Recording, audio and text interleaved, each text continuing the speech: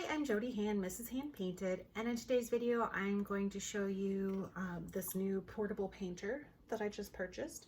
I haven't had a chance to use it yet, but I did fill it out, and in my video today I'm going to show you just a cute little way how I made a little color chart for my paints that I put in it, so that I can go back and reference what color I had in each little spot.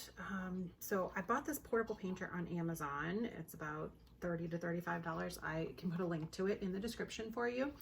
And it's got the ability to fold up. These are little water buckets. So this folds up with your little half pans in it. It's got 12 half pans. It comes with a little brush that I'm not sure if I'll use or not, but that whole tray goes in here and goes like this. And then it has a little elastic band that you can put around that and pop some pens or brushes, but this just slides. I just think this is so slick. I've had it on my wish list for a while because I saw Lindsay Wyridge, the Frugal Crafter, was talking about this when she was doing some plein air painting once. So I've just had been envious of it, and it's finally spring and I had a chance maybe I would actually be able to go out and paint with it. So you can use these as your little water buckets, and you got a little storage for the brush. And in my video here I'm also showing this Escoda round 4 travel brush. So I'm using that to paint, and it had stores in the handle like that, and it's got a fun, I'm not sure if you can see, there's a little hole in the base of the handle, so your brush won't get moldy in there. It has a little airflow in it if you put it away a little bit wet. So I think that I might actually use this brush instead of this little brush, because this one it's got like 2 little ones that come together like this, but I just don't feel like I'll use that as much. So in the video today of my little swatch, I'm using this Escoda brush instead of the one that comes with it. And this is just a fun little way that you can make some swatches for any of your palettes instead of just making little blobs of color. It's just a color chart so that you can go back and reference and you can remember what colors you have in which spots. So have fun making some swatches for your palettes. I just got this little portable painter set a few weeks ago, and I hadn't filled it out until tonight. So you can see I've got all my wet paints. I just filled them. Sorry I didn't film that. I didn't think about it until just now, but I filled this up. I'll put a link to where I bought it on Amazon. It was about $30 to $35. I think there was a couple different variations of it, and it folds up inside this, and these just slide on to the sides for your little water buckets. So I'm really excited to try this thing out this summer, well, spring and summer. Maybe getting outside with my kids and maybe painting a little bit while they play with their dad and doing stuff outside. So what I like to do for all of my paint palettes is give myself a little color chart, just so that I have a little reference to what colors I put in there. And it's not as important with such a small set here, because I did pick out 12 colors to fit in this. And I'm just going to make a fun and unique little color chart, practicing some little tiny roses. With this brush I also got just to go with this, because it came with a little brush, but I wanted something maybe a little higher quality. And I never tried any of these Escoda brushes before. I think that's how you say it. So this came like this. So I think it should fit right in there, instead of that little cheapo brush it came with. I'm going to try this thing out, and I'll make myself a little chart. So I had some little scraps of my Arches paper, because I'd been cutting down my 9x12 sheets to some 8x10. So I just save all these little scraps for doing little swatches and other little practices. You can make bookmarks and stuff with them. So I have a little strip, should fit right inside there, and then I can slide it right inside with the palette. All right, so I'm gonna go ahead and make my little color chart for that. All those paints I just put in there are all wet. I don't want to put my brush in that. I'm just going to use, because I have the same paints. These are all Daniel Smith watercolors, and I have the same paints in my regular pans, so I'm just going to use that to do my color chart. So I'll point out which ones they are here. All right, so I have a little swatch here, and I'm just going to, let's see, take my pencil here.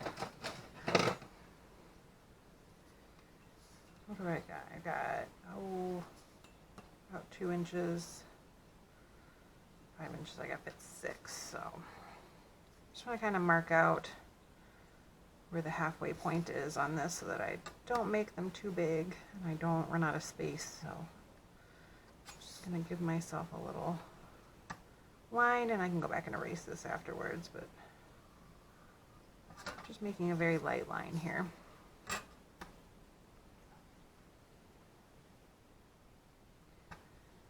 I got to fit 6, so it gives me about 3/4 of an inch.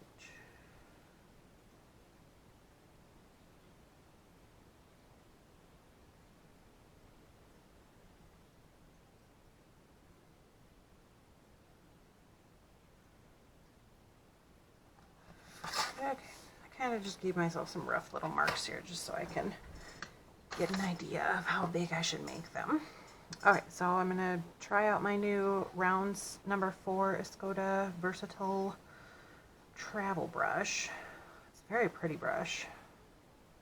That shiny handle. And it does have a nice little hole here on the end, I'm noticing, which is nice so that your brush won't get all moldy if you put it back in there before it's completely dry, so that's pretty nice. Alright, so the first color I had in here, I did a warm and a cool of each of my yellow, red, and blue. So I've got a Hansa Yellow Light,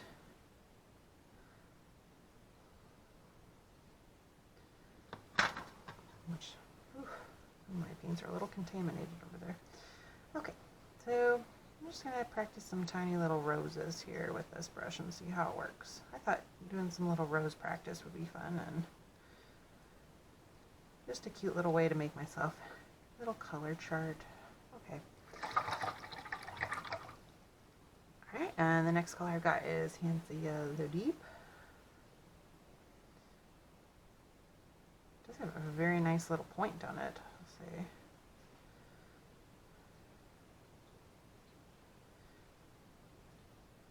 I'm just making my little C shapes on my roses. I'm just trying to make a note of where my little marks are so that I can fit all 6 across. Alright, the next color I have is Quinacridone Rose.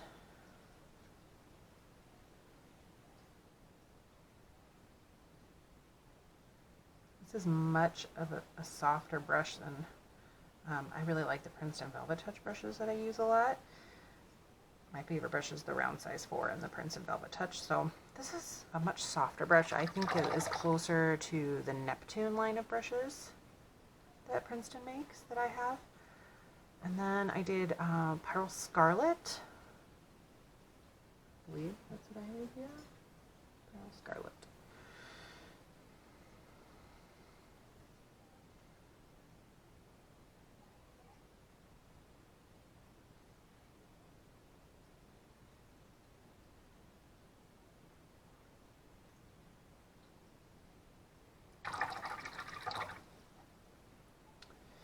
Then I've got Ultramarine Blue.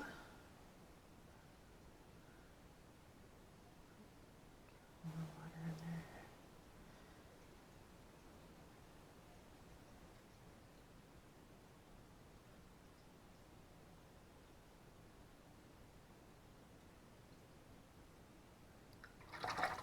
there. And I've got a phthalo blue green shade.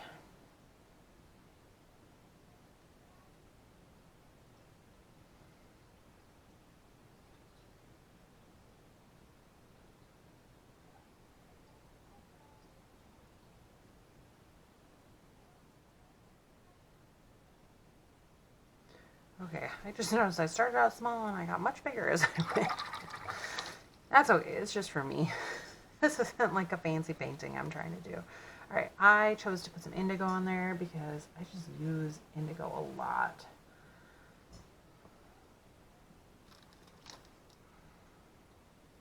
Sorry about my clanging around here.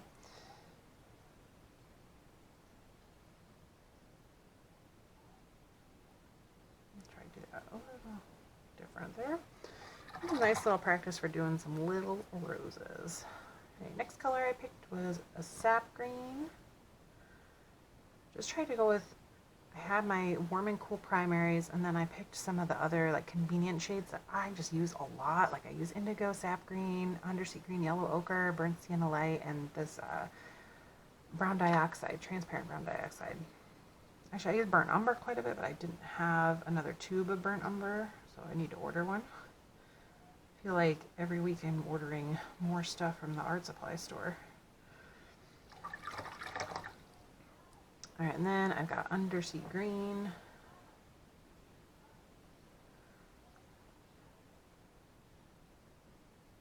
This has been such a pretty green to use. I use this a lot. Okay, and my Yellow Ochre.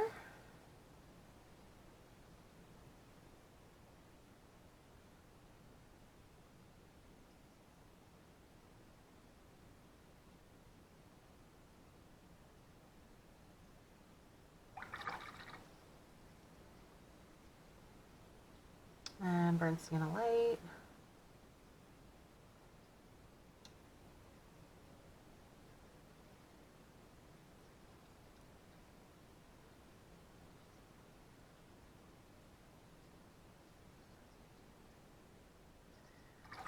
And last but not least, transparent brown oxide.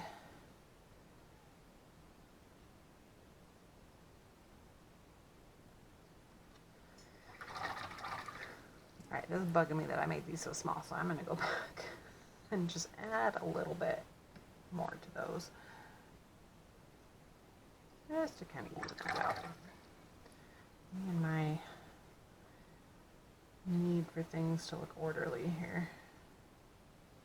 Probably why I'm so critical of my work sometimes is that I just want everything to be so neat and perfect, and watercolor is so loose and messy sometimes, so really have to let yourself go on that regard.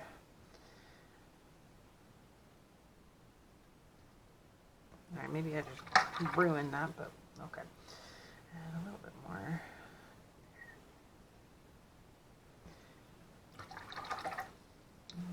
Go over my Indigo just a tiny bit more too.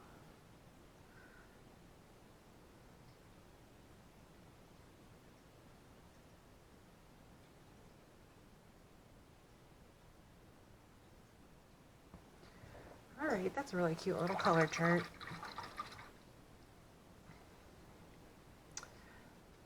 I'm just gonna let that dry.